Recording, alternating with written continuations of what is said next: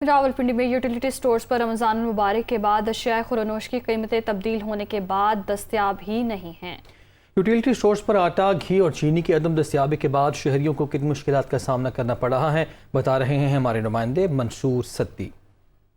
जी बिल्कुल, utility stores में रमज़ान के बाद ख़ास करके जो सब्सिडी ख़त्म हुई है तो उसके बाद अशिया खुरनोश ख़ास करके आटा हो, घी हो, चीनी हो, वो दस्तयाब ही नहीं है। अब पहले यहाँ पे जब रमज़ान का महीना था तो जो आटा था वो सरकारी कीमत में 10 किलो का आटा जो 400 रुपये किलो था, इसी तरह जो घी सब्सिडाइज था वो 260 रुपये था, चीनी जो थी वो 70 रुपये थी। लेकिन अब जो है वो यूटिलिटी स्टोर्स पर एक तो सब्सिडी ख़त्म कर दी गई है, दूसरी जानब यहाँ पर ना तो आटा दस्तयाब है, ना चीनी दस्तयाब है, ना घी दस्तयाब है, और इसी तरह की अशिया खुरनोश की जो कीमतें हैं वो आसमान से बातें कर रही हैं। मेरे साथ एक खातून हैं जो यहाँ पे यूटिलिटी स्टोर पे ख़रीदारी करने आई हैं। आप ये बताइएगा क्या ख़रीदारी करने आई थी और यहाँ पे आपको क्या मिला?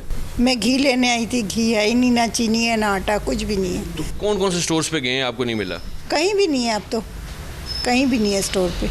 अब क्योंकि यहाँ पे चीज़ों की शॉर्टेज है और दूसरी सब्सिडी भी ख़त्म हो गई है, अब क्या नए रेट्स आते हैं? क्या यहाँ पे अगर चीनी और आटा और घी दस्तयाब होगा तो तब लोग शहरी जो हैं यहाँ पे ख़रीदारी करने आएंगे। लेकिन अभी जो है जो रावलपिंडी के मुख्तलिफ यूटिलिटी स्टोर्स हैं वहाँ पे चीनी, आटा और घी दस्तयाब ही नहीं है। जी।